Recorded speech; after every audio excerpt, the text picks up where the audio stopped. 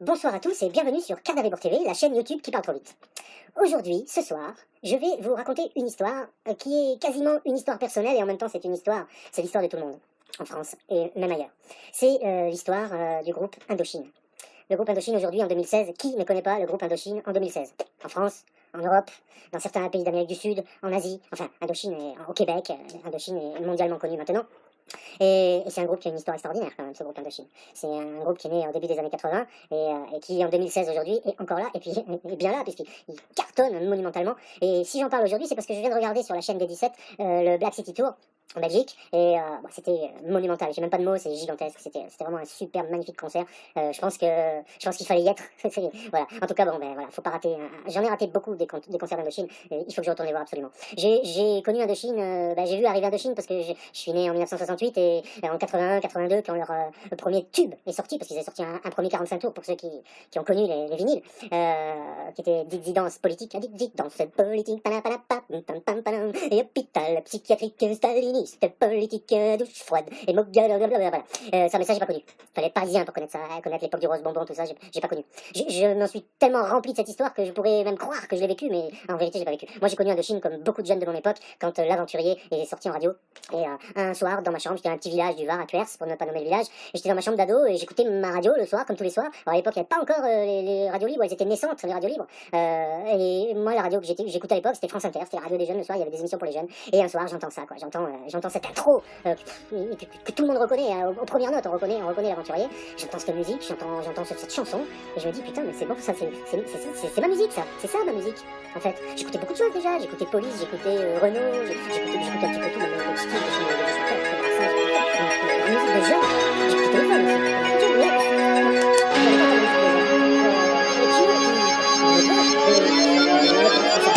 L'aventurier.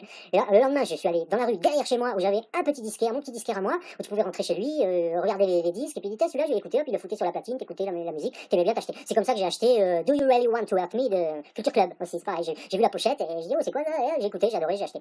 Et donc voilà, je suis allé chez mon disquaire, et j'ai dit, voilà, j'ai entendu une musique hier, j'ai essayé de lui faire comprendre ce que c'était, parce qu'on n'avait pas internet et tout ça, on n'avait pas les smartphones avec Shazam pour reconnaître la musique, rien du tout, quoi. Bon, et puis il m'a dit, bah ça doit être ça, là, c'est un nouveau groupe, j'ai vu la pochette, machin, là, il m'a foutu le disque, j'ai dit, oui, c'est ça, j'achète, direct, hop, j'ai acheté, puis alors là, ça tournait en boucle, je peux vous le dire, ça tournait en boucle. À partir de là, je suis devenu un indomaniaque. Hein, voilà, j'ai aimé Indochine, j'ai aimé ce groupe, quoi. L'album, l'aventurier, c'est un mini-album, il y avait, je sais plus combien, 6, 7 titres, et voilà, c'est pareil, j'écoutais ça en boucle. Voici l'histoire de Leila, de pays Lapon, et je la veux dans mes bras. Ça, il la chante jamais celle-là, hein, il l'a oublié.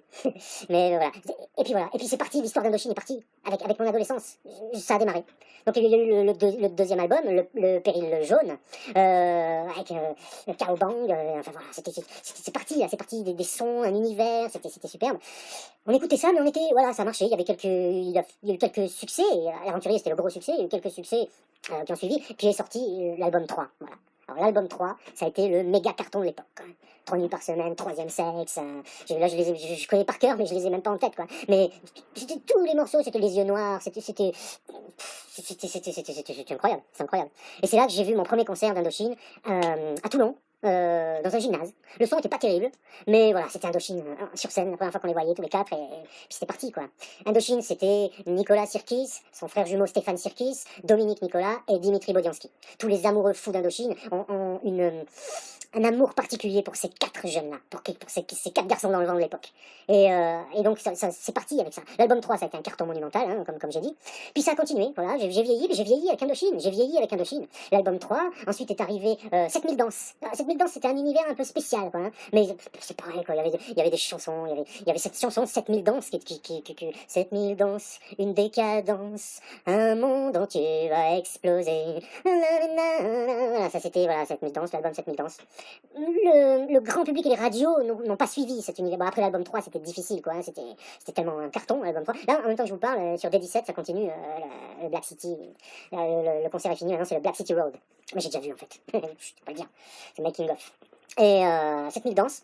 Et puis, est ensuite arrivé leur nouvel album qui s'appelait Le Baiser. Et alors là, coup de massue sur la tête des fans. Merde. Indochine, ils sont plus que 3. Dimitri a disparu. Dimitri est parti. Et on sait pas pourquoi. On sait pas pourquoi, parce que nous, toujours, à cette époque, eh bien, on est, je sais plus, le baiser, c'est début des années 90, fin des années 80, début des années 90. Toujours pas Internet. Donc on n'est pas au courant des choses. Et puis comme il parle plus trop d'Indochine dans les journaux, à la radio, tout ça, voilà, ça échappe un peu. Pourquoi Dimitri n'est plus là? Ça fait bizarre, ça fait un vide. Le baiser, c'est un album encore avec un concept un peu différent. Et puis il y a ce titre phare, le baiser, là. Qui pourrait m'aider, qui pourrait sauver mon âme, avec ce clip là, avec la caméra qui tourne autour de Stéphane, Nicolas et Dominique. Voilà. Bon, voilà. Le baiser, c'était un très bel album que j'ai beaucoup aimé. Et Indochine, ça continue. Et puis Indochine, alors je les avais vus à Toulon, ensuite je les ai vus à Hier dans le Var, où ils avaient joué un soir dans la cour d'une école. C'est original quand même, hein, dans la cour d'une école. Hein. Et quand ils ont chanté la chanson À l'Est de Java, au début dans l'album, t'entends des avions de guerre, des avions de chasse, et là t'avais le son dans la cour de l'école, on levait tous la tête parce qu'on croyait qu'il y avait des avions qui dépassaient. Ouais, super concert dans la cour de l'école. Donc le baiser, ça se fait avant, c'est encore à l'époque de la téléphone.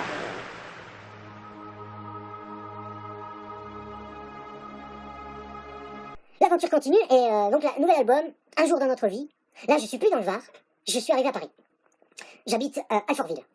Et sort cet album Un jour dans notre vie. Je découvre que cet album sort presque par hasard en allant faire un tour à la Fnac. Putain, Indochine, ils ont sorti un nouvel album, ouais, personne n'en parle. Là, c'est la période sombre médiatiquement d'Indochine. C'est-à-dire que les médias se sont mis à bouder Indochine, et on sait pas pourquoi. Je sais pas ce qui s'est passé, saturation, j'en sais rien. Ils ont boudé Indochine. Et pourtant ils étaient là. Pourtant ils continuent à faire des concerts, et ils continuent à faire des albums. Et Un jour dans notre vie, c'est cet album, toujours à trois, hein, voilà.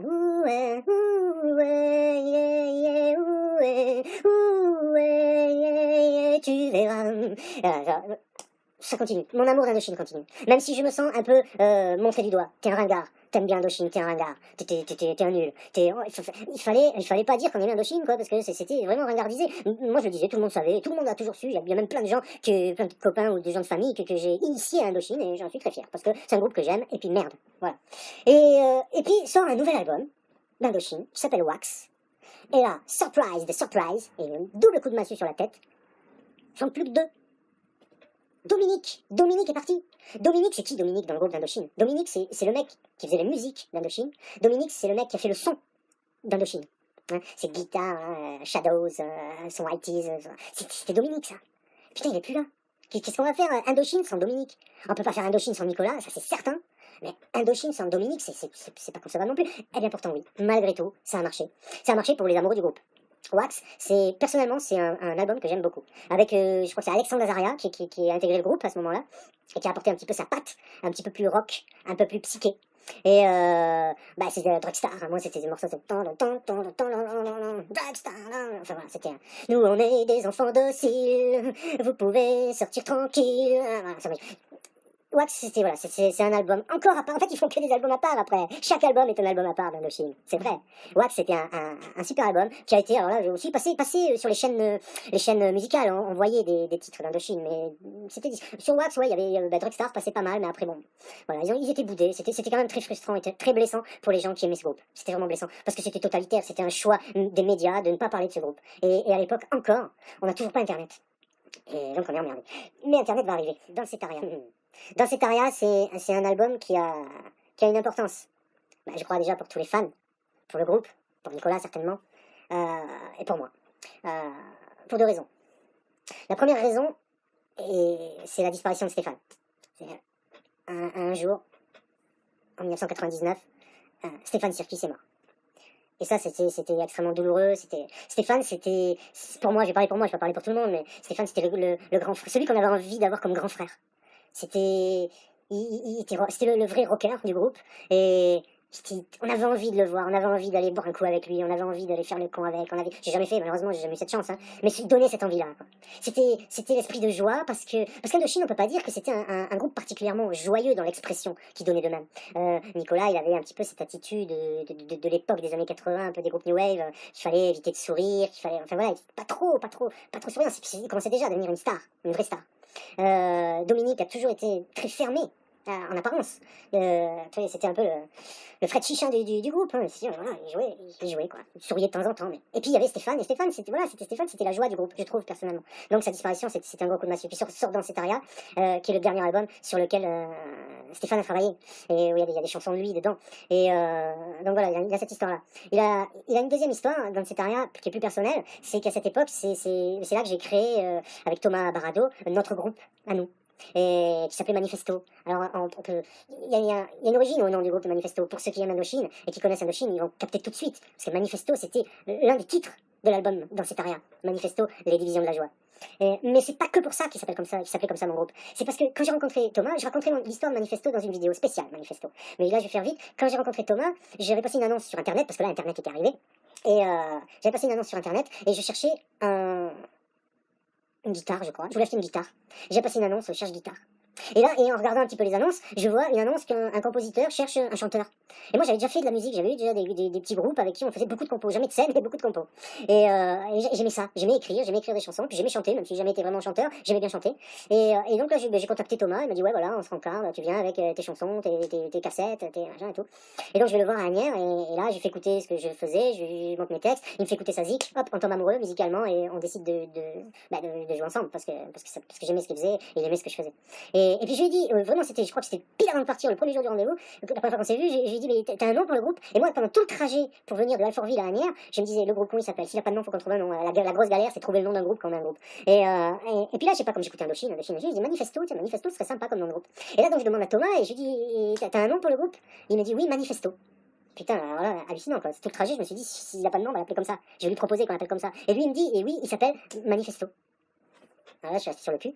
Et du coup, on a appelé le groupe Manifesto. Je vous raconterai dans une vidéo spéciale l'histoire de Manifesto, pourquoi le groupe s'est appelé Manifesto, pourquoi Thomas avait lui aussi choisi le nom de Manifesto.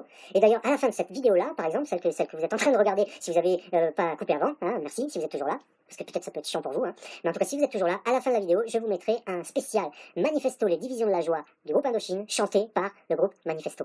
Le mien et celui de Thomas. D'accord? Voilà. Donc, passe dans cet aria.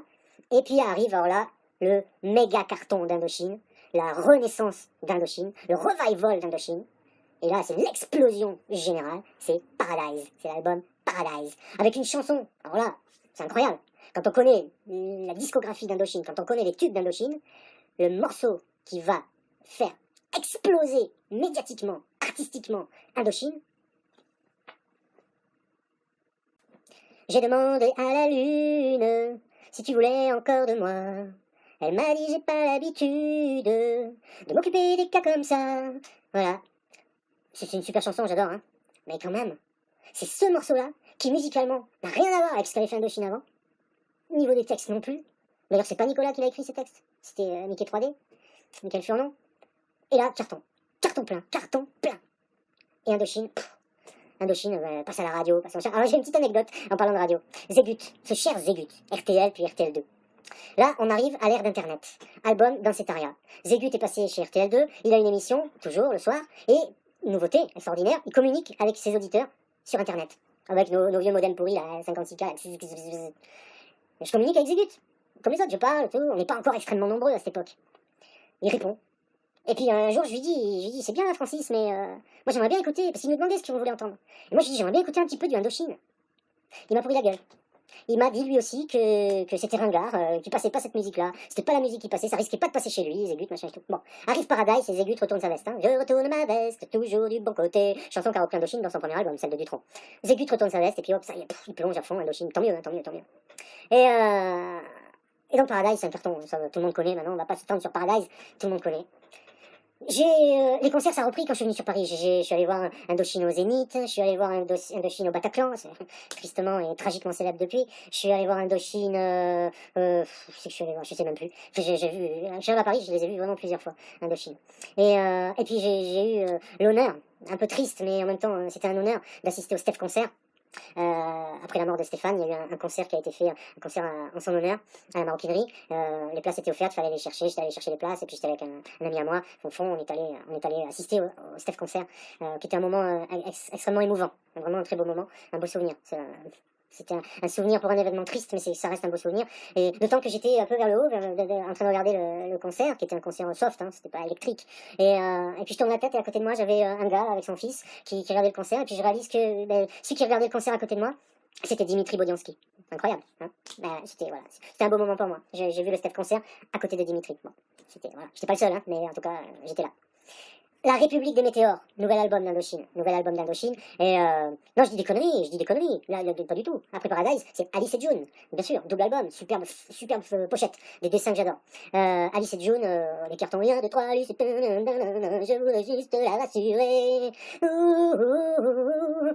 Les nouveaux sont rentrés dans le groupe, et puis il y a eu des sons qui sont arrivés, il y a eu vraiment Oli de Sade qui a vraiment métamorphosé le groupe. Je crois que dans l'histoire, c'est un fan qui s'amusait à remixer je suis même sûr, qui s'amusait à remixer des morceaux d'Indo, qui envoyait ses mix à Nicolas, puis Nicolas aimait, puis finalement il est arrivé dans... Vous imaginez l'histoire de Oli de Sade, quoi. Un fan d'Indochine qui se retrouve sur scène à faire des tournées gigantesques dans le groupe. Il fait partie d'Indochine maintenant. C'est Indochine maintenant lui aussi. C'est une superbe histoire, hein, ça c'est vraiment bravo, chapeau bas pour monsieur Olivier. Et donc Alice et June, de très bonnes chansons, très belles chansons, j'ai beaucoup aimé. Puis La République des Météores, j'étais un peu pressé parce que La République des Météores c'est encore un album un peu spécial, à concept, où il parle de c'est la Première Guerre mondiale, c'est les lettres de poilus, et des beaux textes, des bonnes musiques, et bien rock en plus, bien saturé rock, et vraiment... J'aime beaucoup cet album, La République des Météores, c'est vraiment un très très bon album d'Indochine, que j'aime énormément. Et puis arrivé Black City Parade, ben là, Black City Parade c'est un... J'arrive pas très fier de moi. Et puis là, on rentre dans la vie d'Indochine. On a cet album qui est une bombe, qui est très bon. On a droit au making-of, on a droit à l'enregistrement de l'album, toutes les séances où ils ont commencé à amener leur compo, à travailler sur le compo. On voit tout ça grâce à Internet, grâce au DVD, grâce à la télé, grâce à tout ça. Et voilà, donc tout ça pour dire, je pourrais en faire des tonnes, puis j'ai rien préparé, j'improvise, hein, j'aurais pu préparer un truc, mais je pourrais écrire un livre, peut-être qu'un jour j'écrirai un livre sur ma vie avec Indochine, parce que Indochine a vraiment bercé ma vie. Il y a beaucoup d'événements, d'anecdotes de ma vie personnelle qui résonnent avec Indochine, et c'est vraiment, je suis pas le seul, bien sûr. Et donc Indochine, ben, moi ce que j'attends aujourd'hui maintenant, c'est d'aller revoir sur scène, bien sûr, et puis ce que j'attends c'est ils sont là. Et c'est leur nouvel album, qu'est-ce qu'ils vont nous faire après Black City Parade, qu'est-ce qu'ils vont nous faire comme nouveaux bijoux, voilà. Et alors je voulais dire un spécial fuck à tous ceux qui méprisent Indochine et à tous ceux qui nous prennent des ringards. Voilà. Spécial fuck. Voilà. Mais gentil, hein, parce que je vous aime quand même. Hein. Mais spécial fuck quand même. Et voilà. Merci Indochine. Merci d'être rentré dans ma vie et de n'en être jamais sorti. Merci. Je voulais faire un petit aparté avant de vous lancer le morceau Manifesto. C'est un petit clin d'œil à Dominique Nicolas, parce que Dominique Nicolas, il nous manque. Même si on aime Indochine toujours, même si on aime Indo tels qu'ils sont aujourd'hui, on a un attachement particulier à Dominique Nicolas nous manque. Alors, Dominique reviendra jamais dans Indochine, on s'en doute bien. Même si c'est peut-être le rêve secret de beaucoup de fans, c'est d'assister à un concert d'Indochine, et puis un jour, un spécial guest arrive sur un morceau de Dominique, comme il l'a déjà fait avec Dimitri. Ça serait un événement incroyable. D'ailleurs, petit message perso, Nicolas, si tu pouvais nous faire cette surprise un jour, quoi. C'est sur scène, invité d'homme, juste sur un morceau. Putain, tu nous ferais pleurer, je te jure, tu nous ferais pleurer, là. Hein, bon, voilà. Et puis que je sois dans la salle le jour où tu fais ça. Enfin, on verra. Vous faites ce que vous voulez, si vous voulez mettre de votre histoire. Mais ça, je pense que ça nous ferait chialer. Et Dominique a sorti un nouvel album. Un premier album solo, La beauté de l'idée. Et j'ai beaucoup bataillé l'année dernière à mon petit niveau sur internet en disant il va sortir un album. Il a mis du temps à le sortir. Entre le moment où il nous a dit qu'il allait le faire et le moment où il est sorti, il a passé beaucoup de temps. J'ai eu la chance de converser un petit peu par Messenger avec lui un petit peu au début. Maintenant il est plus dispo, il a plus le temps, je sais pas. Mais au début il était très très sympa. Il me donnait même des conseils pour la guitare pour mon beau-fils qui s'est mis à la guitare.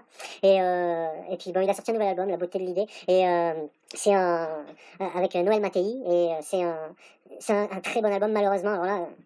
Personne n'en parle, il n'y a pas de promo, les radios ne le passent pas, c'est con parce qu'il y a vraiment des belles chansons. Donc écoutez La beauté de l'idée, l'album de Dominique Nicolas, achetez La beauté de l'idée et guettez ses concerts parce qu'il faudrait aller voir parce qu'on l'aime ce mec, il a un putain de son de guitare, un putain de jeu de guitare, et puis il se débrouille bien, il chante bien en plus, ses chansons sont sympas, elles sont belles. Voilà. Et donc merci Indochine, merci Nicolas Sirkis parce que c'est toi le maître, on peut dire ce qu'on veut, tu es le master. Une grande pensée affective pour Dimitri, et puis une pensée intense et immense pour Stéphane qui nous manque toujours vraiment beaucoup. Il n'y a pas de mots, c'était vraiment quelqu'un qu'on aime profondément. Et voilà, vive Indochine, que vive Indochine, et à très bientôt, et merci d'être fidèle à Cardavébor TV. Abonnez-vous à Cardavébor TV, faites-nous connaître s'il vous plaît, on n'a pas beaucoup d'abonnés encore, on n'est même pas à 40 encore. Faites-nous connaître, faites-nous de la pub, faites tourner, plus vous nous ferez tourner, plus vous parlerez de nous, plus on pourra faire des vidéos intéressantes, plus on pourra voir du monde, faire des interviews, enfin voilà, faites-nous vivre, merci Indochine, et maintenant place à Manifesto.